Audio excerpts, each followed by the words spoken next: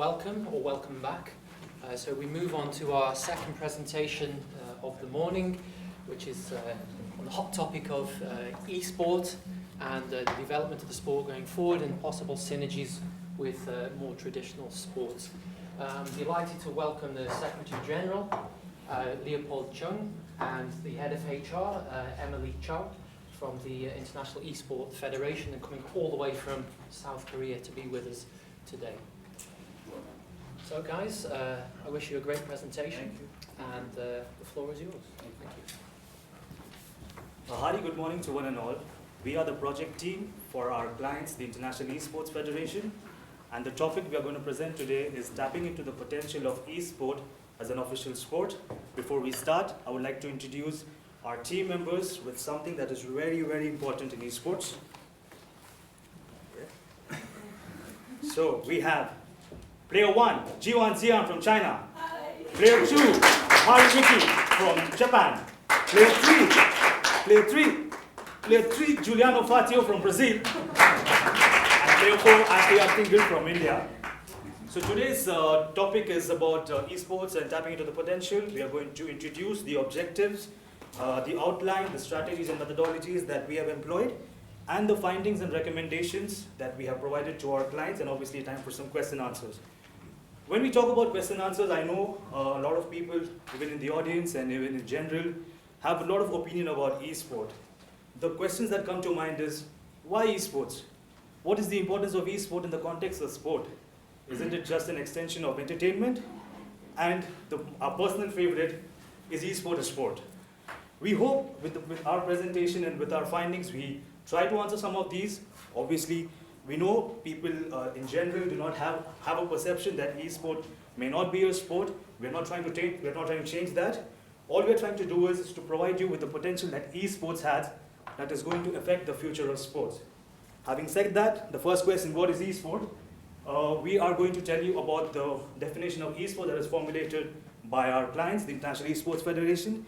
In simple words, esport is a competitive sport played in virtual and digital platforms by different kinds of players, be it professional, be it amateur, or be it even casual gamers, who use physical and mental conditions to create victory conditions under general rules and regulations.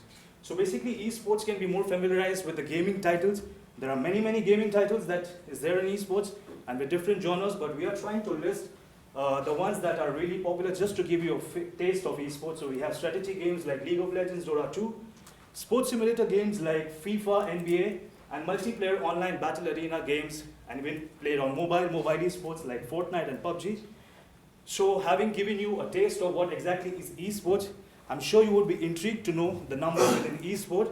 So please keep your calculators ready for Juliana. Thank you, Ashley. So now that we share with all of you the definition of esports, let's take a look into the numbers of esports, starting with the demographics. Most of the audience of esports is located in Asia. More than 50% of his audience is in Asia. So it's no surprise for us that our client, IESF, is actually located in South Korea. Talking about the age group that is actually into esports, 79% of the esports followers are actually under 35 years old. So it's a very, very young fan base, okay? Again, in terms of the audience, the total numbers.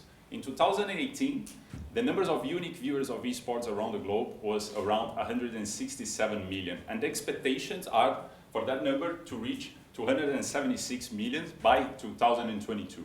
A very, very high number. Talking about revenue, according to Goldman Sachs, this same number in 2018 was 665 million, but expectations is to reach something around $3 billion by the year of 2022. So more than 5 times the actual number of nowadays. So moving on, where does esports stand when compared to more traditional sports? So as you can see here, in terms of viewership, esports is already bigger than the American Hockey League and the American Baseball League. It's super impressive, right? But in terms of revenue, it's not the same. So there's still like a long way to go in terms of revenue. It's far behind. Anyone in the audience knows why there is that difference? Okay, so let's move to the next one and I can explain why. So esports in general, all the broadcasting services of esports are for free. So when we see here this graph, we can see that from all the incomes of esports, only 14% of it is coming from media rights and broadcasting services, while the same number for the traditional American leagues accounts for 37%. So there's a big difference for it, okay? Moving on to the next slide. Here we have a graph of the esports ecosystem.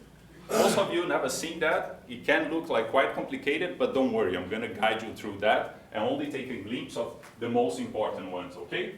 So we have to start with the publishers. The publishers here, they are the main figures. So they are the ones developing the game titles and also distributing the game titles. So EA Sports, for example, they are the ones doing FIFA and NBA 2K League, all right? So Riot, for example, they are doing League of Legends. And Valve is doing Counter-Strike. So they are basically the right holders. And being the right holders, they can choose between organizing the competitions by themselves or selling the rights for a third party. And, and we as a group, we had the opportunity to attend one competition in Berlin. So we went to the League of Legends European Championship in Berlin. And that specifically was organized by the publisher, by Riot. And the experience was incredible. But on the other hand, there's ESL, which is a huge, huge company. They are organizing major competitions for Counter-Strike. So they're actually buying the license for organizing their competition themselves, okay? If we try to compare that with the traditional sports environment, we could say that the publishers are the IOC and the competitions organizer will be the international federations. But the similarities stops there, okay? Because when we think, when we think about how the publishers react to the market is completely different. So they are very business oriented, so they respond really quickly to the market. So if for them it's interesting to take a game title out of the shelf, they will do it. And the athletes who are actually competing on the competitions for these game titles, they will just have to adapt to a new game title or a new modality. It's pretty much like if you say that tomorrow the IOC decides there won't be any more ski jumping, and there will be no more competitions of ski jumping, and all the athletes of ski jumping will just have to adapt to a new modality. Talking about the athletes itself. So comparing the athletes, it's pretty much the same. So the esports athletes, they do have coaches, trainers, nutritionists. They do have like a really, really tight schedule. They make their earnings out of the team clubs, their salaries, the sponsors, with one major difference, which is very, very interesting. They do make a lot of money from the broadcasting platforms. What does that mean? So they have their own channels in platforms like YouTube or even Twitch, where the regular fan, an end user, can just subscribe it to watch these players playing online. So they have access to this online content by subscribing to their own channels, okay? And, please come back one. Yeah, thank you. And outside of that very business-oriented environment, we have the IOC to produce some balance on that by giving support to the athletes, by giving support to the clubs, and by having under them more than 54 national associations. Moving on, we're going to go with Joyce now with methodology. Regarding to the methodology, we interviewed 9 international federations to compare the economical, physiological, and sociological impact between the traditional sports and esports. We try to analyze and to see whether we can duplicate similar actions in the esports environment. We also interviewed 14 esports national federations, 2 publishers, and 1 esports professional team to better understand the rapid growth of esports. We divide the collecting data into 2 categories, the governance and the financial strengths. These are the variables. We interviewed these 9 international federations because they have strong relationship with esports, and most of them already have their sports-infused games. As our client, IESF, started from 2008 with 9 members, now already have grown to 54 members.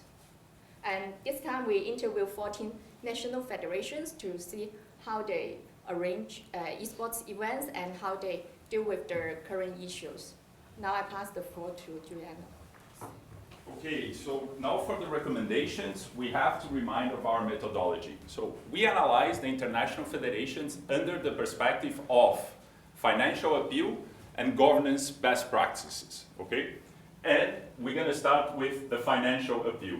So we put it together, different Nielsen reports, to actually understand who are the traditional sports that are more popular among esports fans. So by doing that, we do believe that we could list the traditional sports that are more likely to succeed in the esports environment and in esports competitions.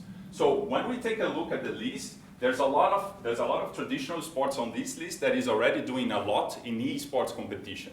So for example, basketball, through the NBA, they do have the NBA 2K League, which is pretty much held on the off-season of the regular and traditional NBA. From the 30 NBA franchises, already 21 of them already have a team competing in this NBA 2K League. They have a draft system, it's super complete and interesting. The same for football. Football is a benchmark. FIFA has been around for many, many years. And for example, last year's E-World Cup of FIFA, they got 28 million unique viewers. Quite impressive number for it. NFL, the same. So the NFL, they are holding a side event during the Super Bowl, which is called the Maiden Bowl. Again, super interesting, and they are broadcasted at ESPN for the entire USA. So it's quite big as well. I'm going to skip Olympics for now. I'm going to go to motorsports. Also, in our conversations with FIA, it was really interesting to see how they do understand that esports can be something to help overcome the barrier to enter such an expensive sport. So they do believe that it's an important tool to keep the sport growing, to keep the popularity of sports growing. The other thing as well about the FIA is that they've been using simulators with their best drivers for more than 20 years already, okay? And now moving on to the Olympics. It's very interesting to find Olympics here. And our suggestion regarding the Olympics is pretty much for the IOC work along with IESF to better understand which other modalities could be a potential e-sport, could have success in the e-sport environment, and also to work side by side with the IOC to better understand why the title that was released in 2012 for the Olympics in 2012, it wasn't a hit, and the same for the title that was released in 2018 with the Pyeongchang. That in terms of esports, they did organize a competition, but in terms of viewership, it wasn't relevant. And moving on. So moving on to our second recommendation. Now we are switching from the financial appeal to governance. As I said previously, on our landscape of esports, the IESF, they have to continue to be supportive in terms of regulation, in terms of diversity, in terms of sports development all across the globe. So from the 14 national associations that we interview, it is really essential to count with IESF, giving them the support in all these specific issues about governance. They have to keep on doing that. And for the third one, the implementation of best practices applicable to IESF, we got, again, the example of FIA. Why we put it this here? Because these specific federations, they do have specific systems to share their decision with the private sector. For example, FIA, in their main modalities, like the Formula One and the World Rally, they do have special commissions where the car manufacturers, which are really strong stakeholders among this industry, they do have a seat and they do have a vote in these special commissions, okay? Moving to FIBA. FIBA is super interesting because in 2014, they created a seat on their board for the NBA. And the reason why they did that, it's actually to enhance the relationship with NBA and being able to actually have the best players competing for the World Championship of FIBA or Eurobasket and so on, okay? And on the other hand, NBA is using FIBA's platform to enhance programs like the Basketball Without Borders and to increase the awareness of basketball in remote regions where they are not acting.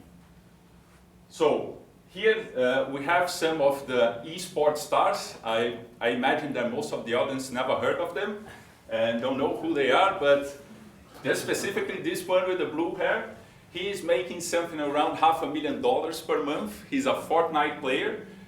It's a game title. And the reason why we put these players here, imagine if we have a world championship without Kevin Durant or without Neymar or Cristiano Ronaldo and so on. So that's what's going on nowadays with the World Championship organized by the IESF. So that's why we're suggesting that they work closely with the publishers, with those who have the contract of the players, so they are able to compete on the IESF World Championship. Moving on. Thank you. The next recommendation is investment. From a study, we found the esports itself and national federation having difficulty getting accepted in general population and from National Olympic Committee. So we suggest, especially to our clients, to invest in those areas and give the valuable information to share among stakeholders. The first one is technology. As we know, technology threats such as cyber attack is the biggest threat in esports competition. And of course, event organizer and game publisher are aware of this threat and they are working on to minimize the risk. But what we are lacking is a structured body to fight against this issue. So we suggest the IESF to be in the leadership position and gather the information from game publisher and event organizer and update information and share the latest version to how to minimize the risk. Gambling, anti-doping refereeing system, these are the issues some national federations are facing right now. However, other national federation or IESF has already invested in this area and have regulation. So what we want to suggest is to IESF to invest to host more meeting, conference among the members so that members can exchange existing documents and support each other. The last one is a health issue. For example, gaming disorder is one of the issues in esports, and from the research we know the monitoring the time and time frame is important to avoid. However, none of the national federation or game publishers have invested in these areas yet and haven't identified ideal training method or time frame.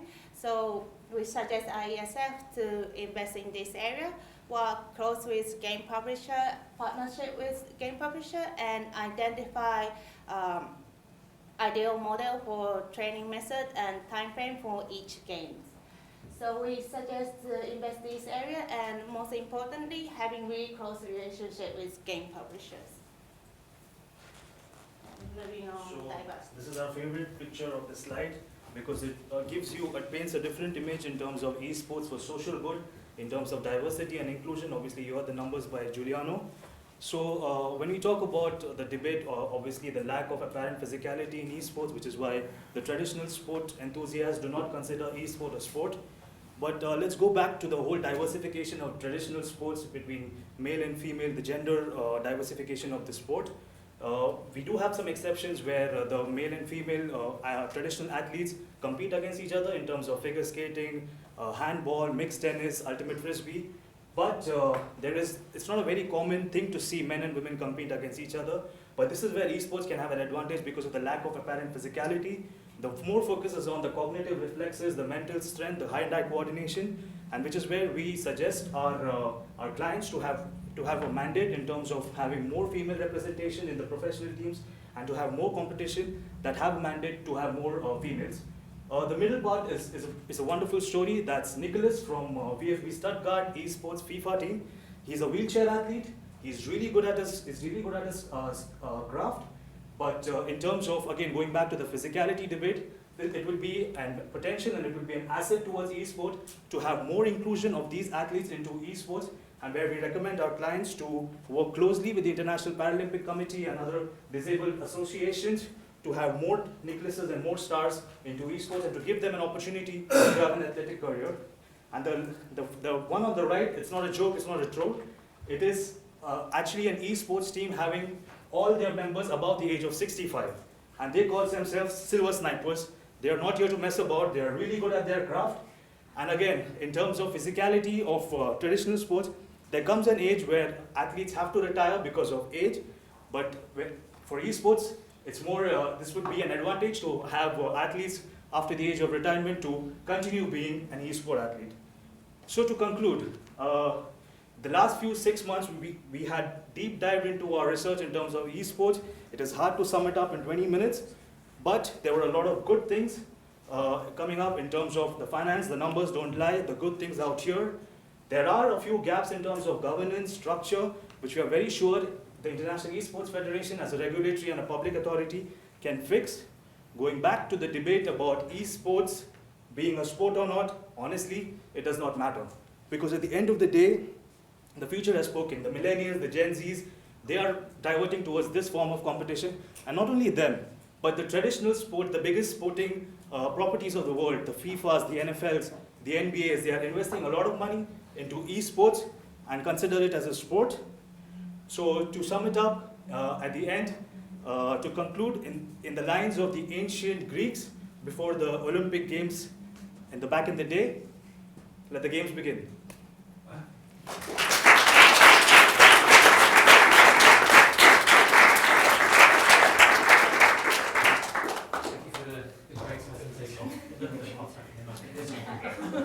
Sorry guys, I'll have to take this. So we have 15 minutes for Q&A from our panel. I see we have a first volunteer, Daniel.